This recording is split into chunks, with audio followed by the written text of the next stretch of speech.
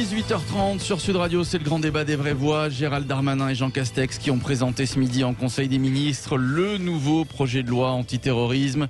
C'est la 13e loi. Depuis 2012, il y en a eu beaucoup. Un projet de loi dont le volet majeur est la surveillance renforcée du web grâce à des algorithmes. Donc algorithmes qui seront chargés notamment d'identifier des suspects, qui vont analyser les connexions à des sites jugés dangereux, l'ensemble des connexions des Français qui vont être donc passées au crible par ces algorithmes. Les réseaux sociaux vont être surveillés, voilà, des applications chiffrées comme Telegram par exemple, ou le plus connu qui est WhatsApp.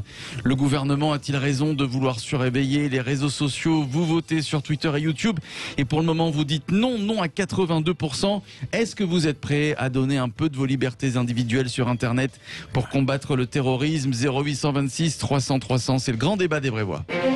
La radicalisation, les échanges d'informations se font sur Internet. On nous dit que nous ne pourrions pas utiliser les moyens qu'utilisent Google, Facebook, toutes les entreprises de France, Le Bon Coin utilisent des algorithmes et la DGSI, les services secrets français, ne pourraient pas les utiliser. Eh bien, moi je dis qu'au contraire, on veut être fidèle à la protection que nous devons aux Français, mais je ne serai pas le ministre de l'Intérieur qui baissera les bras face au terrorisme. Et donc je serai très honoré et avec plein de détermination, je présenterai ce projet de loi demain. Sud Radio, les vraies voix. Le débat est ouvert. Ma liberté, longtemps je t'ai gardée comme une perle rare. Et ma liberté, chantée par Serge Reggiani, le grand débat des vraies voix avec Philippe Bilger, Philippe David, Françoise Degois. Notre invité, c'est Thierry Vallat qui est avec nous. Bonsoir Thierry Vallat. Bonsoir. Bonsoir à vous, maître avocat spécialiste du droit du numérique. Alors, on va essayer de décrypter un petit peu le volet, enfin un des volets de cette loi qui a été présentée en Conseil des ministres. On va plus surveiller les réseaux sociaux avec des algorithmes donc qui vont passer au crible, les connexions, et les mots-clés que l'on va pouvoir mettre par exemple sur Google.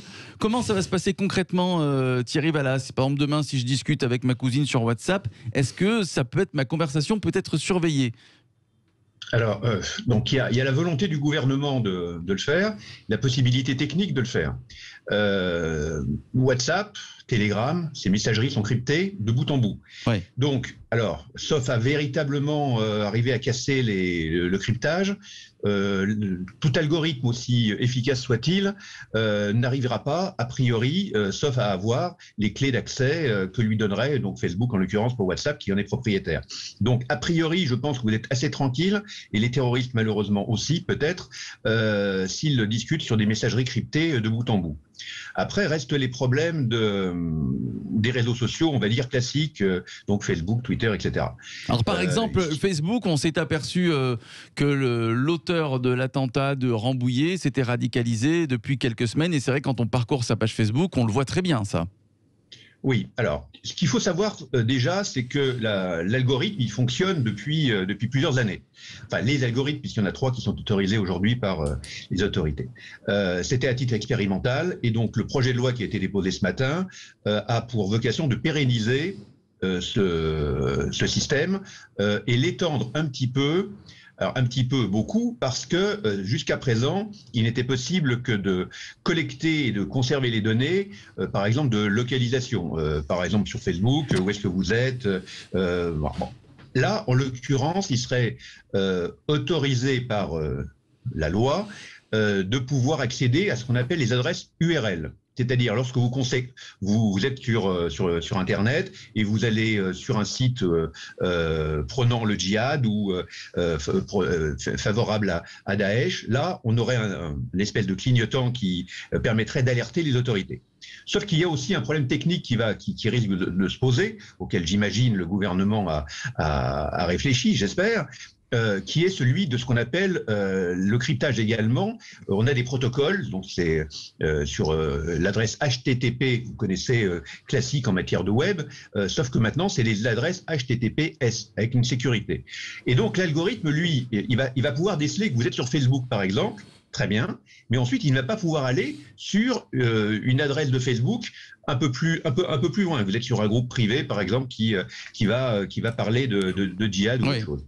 Donc, on va se heurter à des problèmes techniques. On ne prendra pas les terroristes la main dans le sac, en fait, ou en tout cas ceux qui sont radicalisés. C'est ce que vous nous dites. Bien sûr que non. Enfin, oui. Voilà. Alors, il y a plusieurs problèmes, alors techniques déjà à ce niveau. Après, il y a un très très gros problème qui va se poser, c'est un problème de constitutionnalité, parce que il faut se rappeler, et j'imagine également que Gérald Darmanin y a réfléchi. Il y a une décision du Conseil constitutionnel qui n'est pas si vieille, elle est de 2015, qui interdit, c'était sur une question préjudicielle de constitutionnalité, qui interdit de pouvoir collecter les données URL qui sont des données personnelles particulièrement sensibles. Alors, bon, on a cette décision du Conseil constitutionnel, donc comment va-t-on pouvoir le contourner?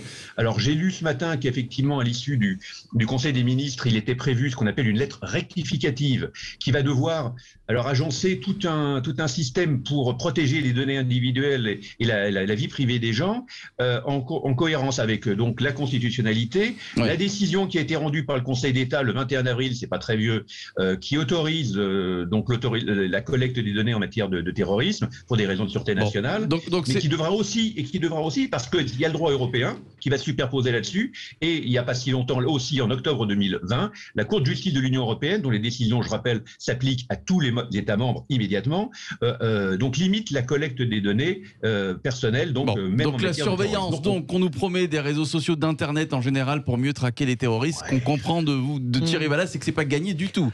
François, c'est pas gagné. Mais moi, je sais pas ce qu'en pense Thierry Vallat, qui est très spécialiste et qui est très pointu dans ses explications. Moi, globalement, je ne suis pas du tout gêné par le fait qu'il y ait des heurts et des obstacles constitutionnels. Je ne suis pas gêné par le fait que nous soyons dans un état de droit. Je ne suis pas gêné par le fait qu'au nom du terrorisme, on se fasse pas tout et n'importe quoi. Je préférerais, moi, plutôt que de faire des effets sur des algorithmes, quand c'est plus clair quand Thierry Vallat nous explique à quel point c'est complexe en réalité, sauf si vous êtes la NSA et que vous espionnez tout de la manière la plus illégale, bien souvent.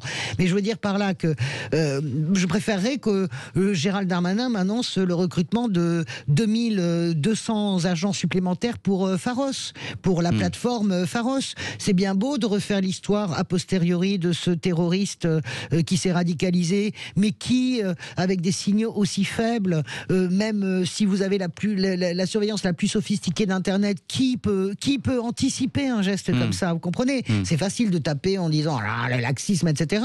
Mais je préférerais, moi, qu'on donne plus de moyens, ce que demande la DGSI, à des agents de terrain, de renseignement, pour pouvoir aller se renseigner ailleurs, par exemple, que dans les mosquées, qui c'est plutôt tout dans les mosquées que circule l'information, ou très peu. Elle circule ailleurs, dans les associations, les salles de sport, etc.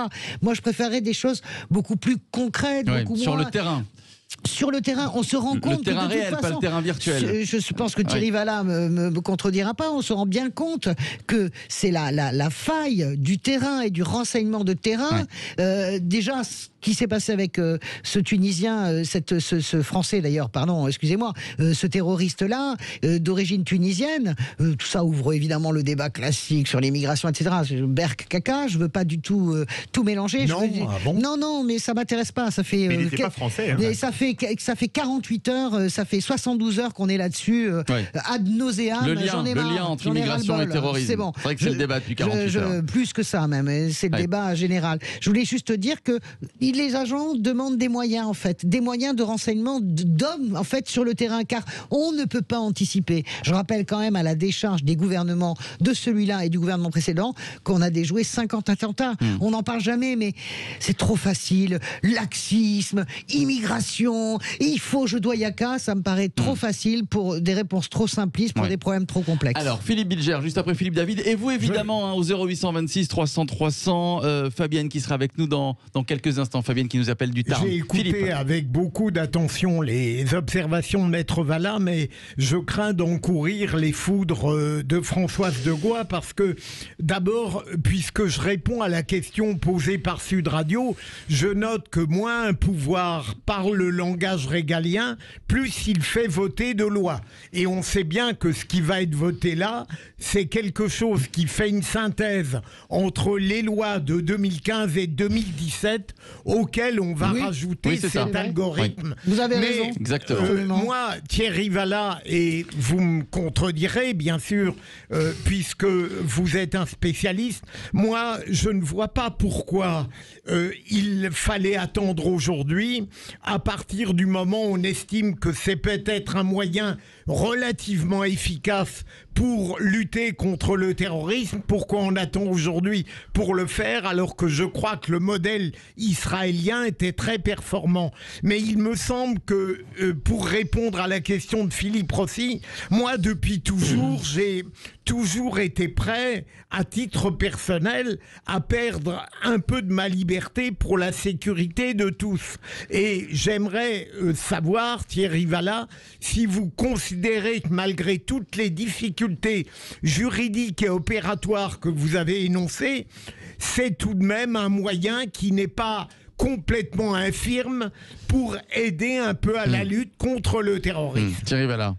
Alors, il faut bien évidemment faire toujours la balance entre la sécurité et la liberté. En l'occurrence, pour des raisons de sûreté nationale, de terrorisme, il est bien évident que là, on ne peut pas dire autre chose que ce que vous venez d'indiquer. On doit faire fi un peu de nos libertés pour que la lutte contre le terrorisme puisse intervenir. Alors, je voudrais quand même préciser que pourquoi on ne l'a pas fait avant, parce qu'il y avait eu des réserves qui avaient été faites alors par la CNIL, par un certain nombre de choses. C'était autorisé dans le cadre d'une expérimentation. Ça avait été prorogé quand même à 2 reprises, la loi de 2015 et la loi SILT de 2017. Donc par 2 fois, ça avait été prorogé. Là, ça arrivait à échéance de juin 2021. Donc il fallait quand même intervenir. Après, je pense qu'il faut, et je rebondis sur ce qui avait été dit précédemment, derrière l'algorithme, aussi efficace soit-il et aussi pertinent puisse-t-il intervenir, il faudra des hommes. Il faudra des éléments humains.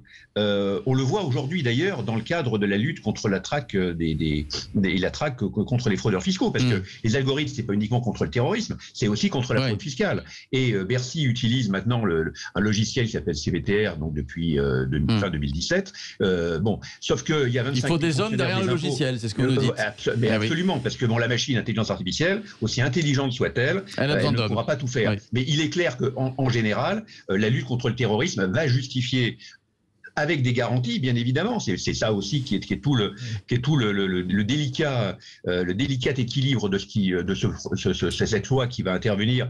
Donc rappelons que la précédente date simplement de 2020. Donc ce nouvel équilibre qui va être apporté avec les garanties pour les citoyens que nous sommes tous, qui bien évidemment vont accepter socialement de renoncer un peu à leur liberté, mais faut-il encore que ça soit dans un cadre. Alors est-ce qu'on les a, ces hommes, parce que justement le gros problème, c'est que on ne sait pas si cette surveillance ne va pas s'étendre à autre chose que le terrorisme. Donc vous êtes d'accord qu'il faut quand même l'encadrer. Il y a un vrai danger. Il faut l'encadrer. Franchement, on est quand même dans un état de... Moi, j'ai lu que les opérateurs téléphoniques allaient coopérer avec l'État, et quand on demande au gouvernement comment ils vont coopérer, l'argument c'est de dire c'est sécurité nationale. Non, mais ça, vous savez, j'en ai un peu ras-le-bol. De la sécurité nationale, le Conseil de défense qui gère le sanitaire. Non, mais franchement. Mais Maître Vallat, la question qui se pose, c'est la 13e loi en 9 ans. L'inflation législative, comme le disait Philippe Bilger, excusez-moi, mais les réseaux sociaux, Facebook et compagnie, ça existait en 2020, ça existait en 2017, ça existait en 2015. Ce serait pas bien de penser à tout. Alors peut-être que c'est un peu présomptueux de dire ça, et de faire une loi une fois pour toutes. Parce que là, 13 mois en 9 ans, ça fait quand même beaucoup, non ? Oui, c'est une loi, c'est toujours pareil. On a une loi par fait divers. Donc là, c'est pas directement lié à l'attentat de Rambouillet, malheureusement. Ça avait été ça tombe le hasard. Avant. Malheureusement, il y en a quand même suffisamment pour. Voilà, c'est une loi en réaction. C'est clair que plus personne n'y comprend rien. L'article 851-3 du CSI, du Code de sécurité intérieure, qui va être modifié. On en a marre de le voir modifié. Mais Maître Vallat, bien sûr, moi j'ai une question à vous poser. Soyons concrets. Cette nouvelle loi, est-ce qu'elle change quelque chose dans l'empêchement, parce que c'est ça le but, l'empêchement de l'assassinat de Stéphanie de Montfermé à Rambouillet? Est-ce qu'elle change quelque chose à la décapitation de Samuel Paty? Moi je crois que non. La réalité c'est que Samuel Paty, ça va prévenir les attentats ou pas? Non, c'est ça le sujet, on s'en fout du reste. On peut tomber par hasard sur quelque chose et qu'on réagit rapidement. Il y aurait eu, si j'en crois Gérald Darmanin ce matin, donc sur les 35 attentats déjoués, 2 qui l'auraient été par rapport aux renseignements qui ont été glanés par l'algorithme. Vous pensez pas que c'est mieux de donner des moyens à Pharos chaque fois qu'il y a des signalements, puisque il faut donner des moyens à la justice de manière générale, des moyens aux officiers de police judiciaire et à tous ceux qui vont surveiller. Là, malheureusement, pour le drame de Rambouillet, je pense que ça n'aurait rien changé. Le meurtrier était déjà quand même un petit peu signalé, donc rien n'a été fait et c'est difficile en amont aussi d'intervenir. C'est ça aussi avant qu'un attentat soit commis. Philippe Bilger, je vous donne la parole dans un instant. Juste avant, j'aimerais qu'on accueille Fabienne du Tarn, qui nous attend au 0826 300 300 et qu'on salue. Bonsoir Fabienne. Bonsoir. Bonsoir, ma chère Fabienne. Bonsoir à vous. Alors, est-ce que vous êtes prête, tiens, vous, Fabienne, c'est la question qu'on vous pose, à un petit peu donner de vos libertés, sacrifier vos libertés individuelles si c'est pour combattre et lutter contre le terrorisme, Fabienne?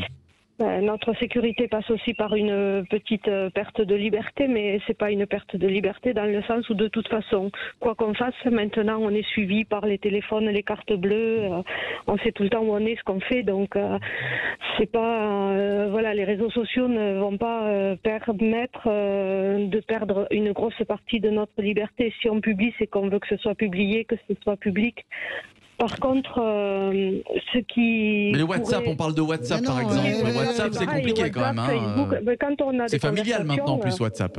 Oui, mais quand on a des conversations, on prend des nouvelles, on s'échange des points de vue, mais pas forcément. Quand on n'a rien à se reprocher, on n'est pas inquiet de mais bon, il y a des conversations privées quand même. Les groupes politiques, par exemple, qui élaborent les stratégies, Emmanuel Macron, je donne cet exemple. Sur Telegram. Sur Telegram, pendant toute la présidentielle, Jean-Luc Mélenchon était sur l'autre, elle a commencé à Signal. Oui, Signal, voilà. Honnêtement, vous trouverez ça normal que ces conversations soient captées dans une espèce de grand filet dérivant dans lequel supposément on chercherait des trucs terroristes. Mais enfin, quand même. Non, mais c'est vrai. Honnêtement, mais l'idée des honnêtes gens n'ont rien à se reprocher, je suis désolé. Mais Fabienne dit une chose vraie. Essayez de prendre un billet d'avion, mettez billet d'avion Toulouse, Paris-Toulouse, 5 minutes après sur les réseaux sociaux, billet d'avion pas cher pour Toulouse, c'est donc on est fliqué. Philippe Bilger. Je suis d'accord avec toi. Je voudrais à nouveau questionner Maître Vallat. Non. À partir du moment où, contre le terrorisme, on n'a plus la possibilité de s'attacher au fond même des modalités criminelles, avec évidemment la terrible métamorphose du terrorisme industriel en un terrorisme low cost, est-ce que naturellement, aussi insuffisant que soit l'outil demain, le fait de pouvoir un peu mieux déceler les signaux préparatoires, est-ce que ça ne pourrait pas représenter une petite avancée tout de même, puisque c'est uniquement là où on pourra agir? Thierry Vallat. Non, alors, mais moi je suis pas contre le principe. Je suis pour que ce principe soit encadré et qu'on sache. Parce que bon, le projet de loi, je l'ai lu attentivement. Hein, de toute façon, il va être le seul. Il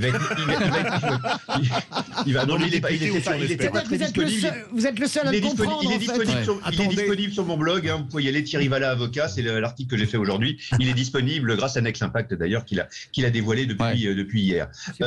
Donc oui, il va être amendé. Il y aura la lecture rectificative. Donc il va encore bouger d'ici le vote. Mais non, sur le principe, je suis tout à fait d'accord, mais il n'y a aujourd'hui rien qui garantisse un certain nombre de choses par rapport aux citoyens lambda, qui voudra que effectivement on traque les terroristes, mais pas forcément lui, parce qu'il aura été sur Facebook en train de discuter, et qui va garder les données, combien de temps va-t-on les conserver, qui va pouvoir y avoir accès, est-on véritablement certain que ça ne soit uniquement qu'à des finalités de lutte contre le terrorisme que la surveillance va s'adapter, est-ce qu'il n'y a pas des... Voilà, donc tout ça, c'est cet encadrement-là que aujourd'hui, moi, sur lequel je suis un petit peu inquiet, donc j'ose espérer que les représentants nationaux, donc tant au Sénat qu'à l'Assemblée nationale, vont amender tout ça et permettront d'avoir un texte qui a une finalité qui est bien évidemment extrêmement noble et utile. J'espère que ça sera fait, même si moi je suis extrêmement perplexe et dubitatif par rapport à l'efficacité de ça. Il vaut mieux que, même si c'est pas très efficace, parce qu'il y a au moins un attentat déjoué grâce à ça, ça sera déjà pas mal. Merci à vous. Il faut que ça soit bien encadré. Merci à vous Thierry Vallat, avocat spécialiste du droit numérique. Merci à Fabienne Dutarn pour avoir participé à ce grand débat au 0826 300 300. Ce grand débat à retrouver sur notre site en podcast sudradio.fr. Toutes les plateformes, vous pouvez retrouver les podcasts de Sud Radio sur notre chaîne YouTube et l'application Sud Radio.